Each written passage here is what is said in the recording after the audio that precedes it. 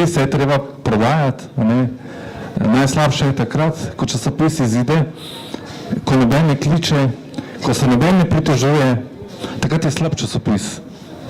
Kadar pa vsi kličejo lastnike ali urednika, večinoma kličejo lastnike, pa veš, da dobro delaš. Ko ne bo enkrat nihče več klical, potem bo tudi časopis propadal.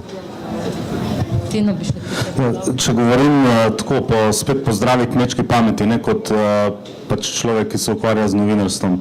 Po zdravi kmečki pameti lahko rečem, da imam formulo in vem, kako bi Delu povečali naklado.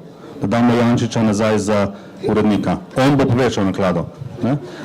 Tudi, ne vem, če dajo meni Delo, jaz jamčim svojim premoženjem, ga lahko zastavim, da bom v enem letu povečal naklado. Pa ne zato, ker bi bil jaz kakšen genij, ampak samo zato, ker bi pač delal tako, kot delajo v Italiji ali pa v Avstriji. In raznašalci ne bi nosili več ob 11 dela. Mislim, tukaj ne gre za kakšne posebne stvari, ampak lahko zelo hitro izboljšamo, precej izboljšamo situacijo ali pa vsaj ustavimo padanje. To je njegova naklada pokazala, ker je tudi zrasla, moja na Primorskih je pokazala in mislim, jaz s svojim premoženjem si ga upam zastaviti za to, da dvignem naklado.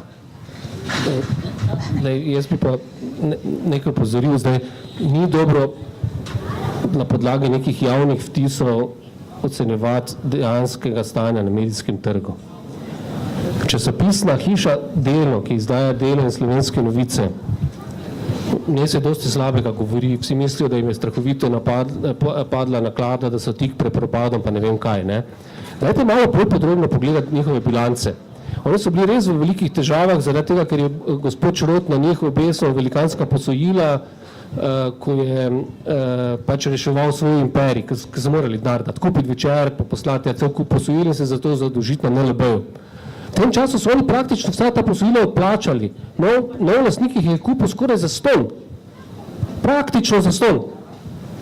In ni res, da je položaj tako strašno slab. Zato si lahko privoščijo to, da odpuščajo in zaposlujejo novinarje, da jim menjavajo ekipo tako rekoč. Sam ne bi bil pripravljen v tem času prevzeti takšnega projekta še enkrat. Nekaj sem se pa naučil takrat, ko sem to delal.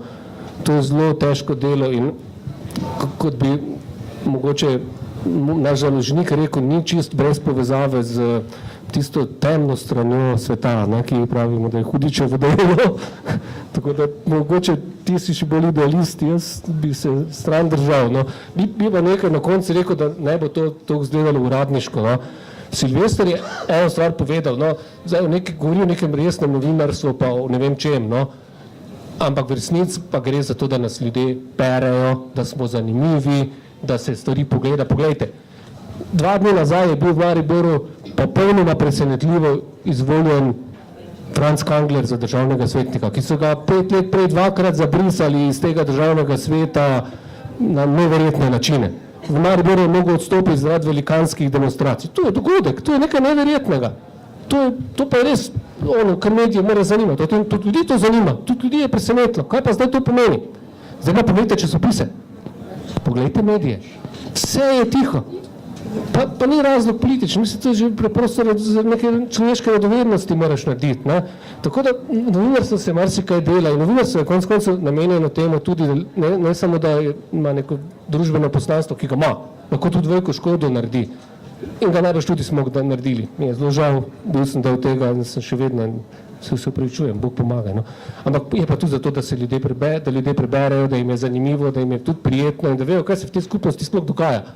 In jaz to preberem in tudi pri njih včasih vidim, kaj nikjer v teh velikih medijih ni. In jaz mislim, da bi to moralo njih najbolj skrbeti. Ne to, ali imajo tam neke uradne informacije, ali so sodbe v celoti povzete, ker tiste stilno dolgočasno, ampak ali še življenje. Ali je še tisto, kar vas pritegne, da berete? Ali ste še vi sami v časopisu? Ali se najdete? Če tega ni, je ti medij, lahko je to časopis, lahko je splet, lahko je karkoli mrtev. Silvester, ti si še nekaj hotel dodati? Bom prepustil zadnjo besedo gospodu Jančiču.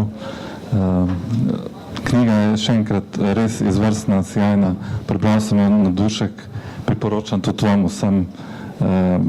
ki se zanimate na medije, da vidite še drugo plat. Ne bo vam žal. Hvala lepa vsem trem, predvsem hvala, ker še vedno ustrajate v medijih in sem prepričana, da boste še naprej. Tudi vam hvala, da ste prišli. Jaz vam res priporočam, vzamite v roko to knjigo, danes je tudi po posebni ceni, mislim, da je tu nekje sodelavka z knjigo, Peter jo bo tudi podpisoval, sodelavec, pardon. Predvsem pa beremo zato, da bomo lažje ločili lažnive od resničnih novic, da se ne bomo pustili zavajati. Hvala.